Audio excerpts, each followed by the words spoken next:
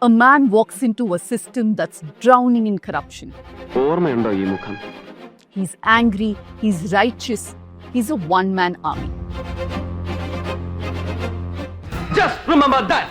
He lectures ministers, slaps goons, and walks away in slow motion even as explosions go off behind him.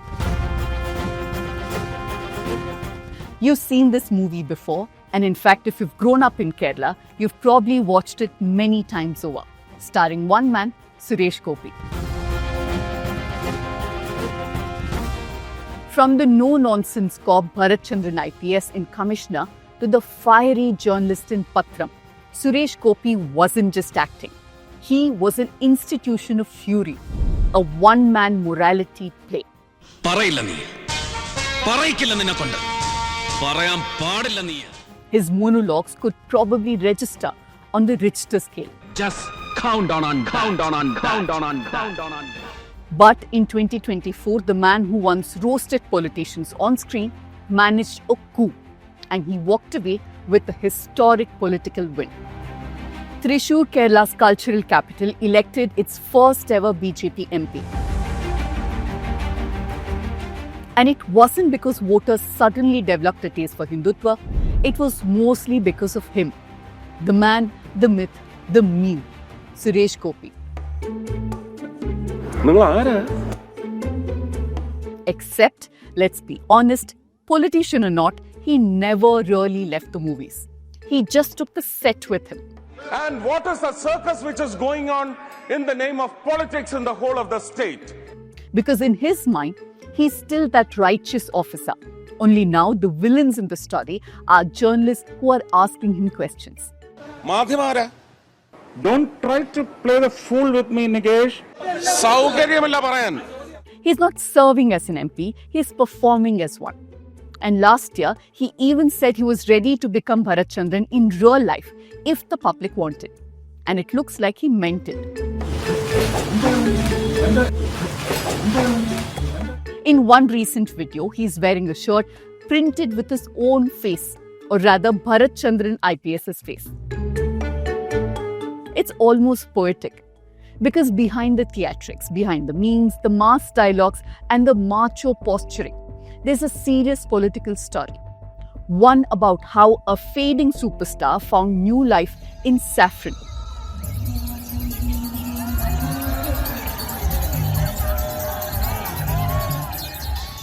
How he marked the media as his antagonist and treats politics mostly like a big feudal system where no one can ask questions. Let me explain.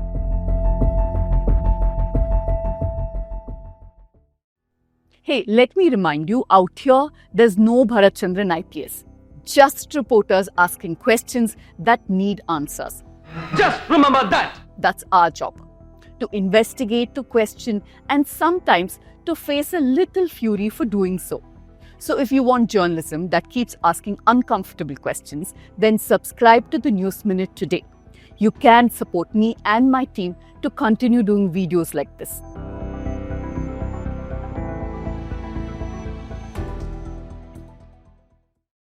Now let's be fair.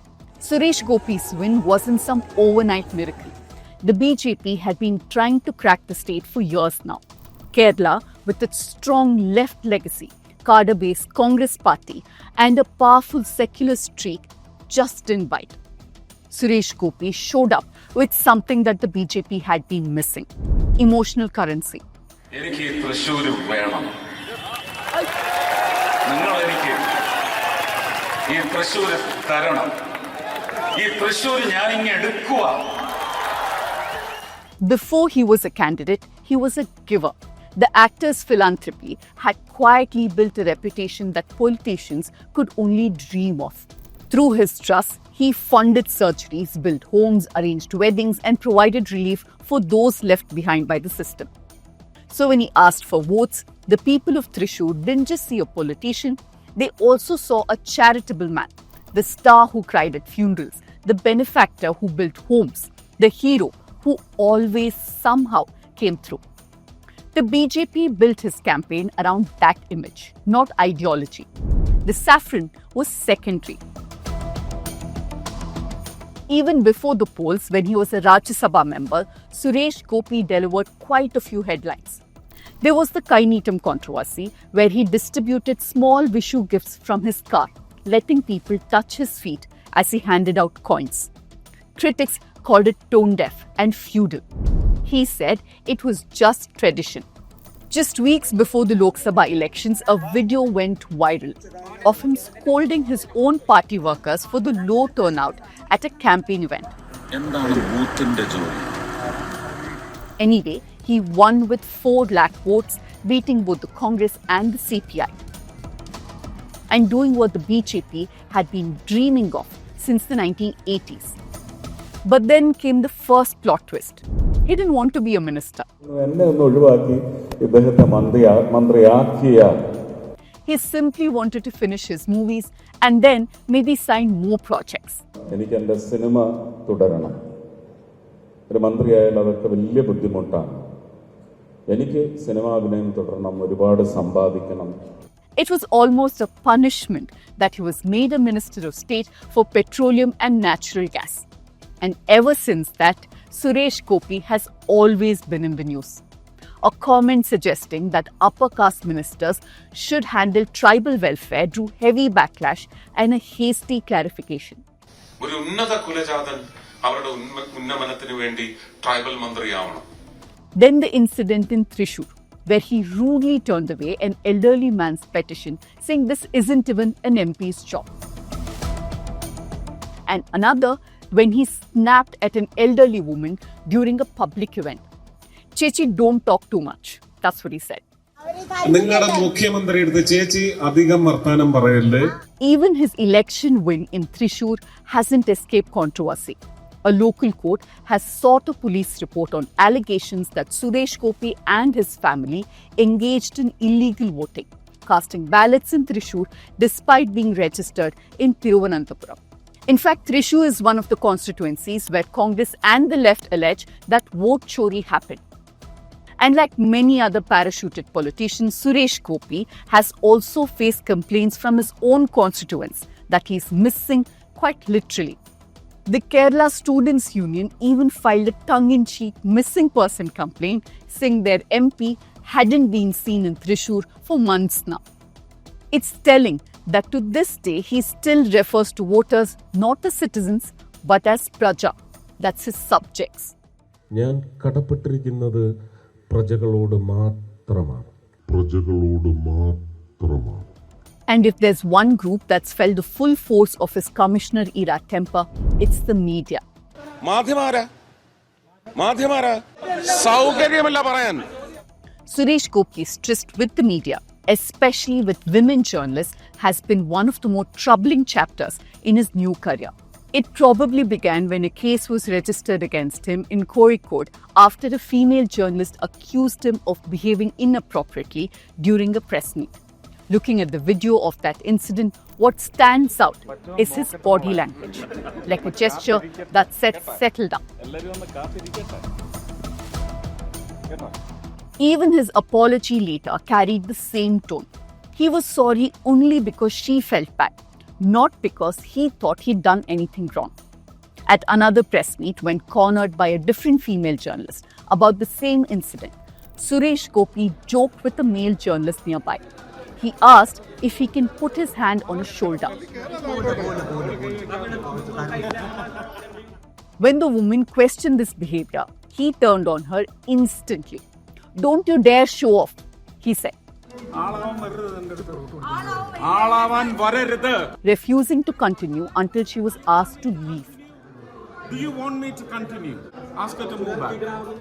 Later, he was summoned by the police to give his statement in the journalist's complaint, and he didn't go alone. An entourage of supporters accompanied him to the station as if it was another mass entry scene. In recent months, Suresh Gopi has managed to pick fights with many in the media.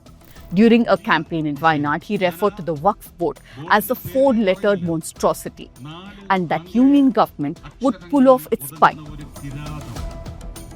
When a 24 News reporter later asked him about the backlash, Suresh Gopi summoned him in person and threatened him, saying, "I'll show you in Parliament."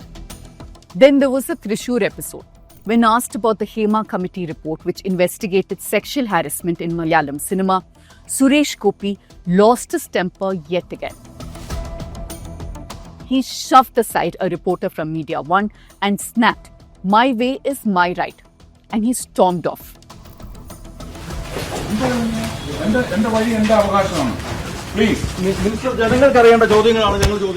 Each of these moments has chipped away at the line between an actor and the minister. Just remember that. You get the feeling that somewhere along the way, Suresh Gopi stopped playing the righteous officer and started being him. Does the Chief Minister of Kerala have the guts to have... And when he looks at the press, he doesn't see accountability. He sees antagonists. And every press conference becomes another confrontation scene. നിങ്ങൾ ആരാണ്, നിങ്ങൾ ആരോടാ ചോദിക്കുന്നത്? വളരെ സൂക്ഷിച്ച് സംസാരിക്കണം. It's hard to see this hostility as accidental because it plays out like political theatre. It's just disappointing because Kerala's media culture, however messy or problematic, has long been central to the state's democratic fabric. And when a sitting union minister treats it like a prop, the line between real and real doesn't just blur, it breaks. But to understand the Suresh Gopi phenomenon, you have to see the broader plot. It's about the BJP's long, slow script for Kerala. Thrissur wasn't just any seat. It's where faith and culture meet politics. A city where large temple purams, churches and mosques coexist within a few streets. And in that melting pot, the BJP saw its best chance, not in ideology, but in iconography. Who better than a superstar, someone who could bypass political divides and appeal to emotion, nostalgia and pride? Suresh Gopi, in a sense, became the BJP's pilot project, the proof that saffron politics could enter Kerala through sentiment and not sermons. And it worked, at least for now. But you can't govern with star power alone. The cracks are already showing. His public outbursts have turned into memes, and his political presence in Delhi, well, remains, let's say, at best not exactly blockbuster material. In Parliament, he's made few interventions. Even his party colleagues have understood that the man's temper, after all, doesn't retire with age. While the BJP could get a victory, these daily controversies are not auguring well for the party.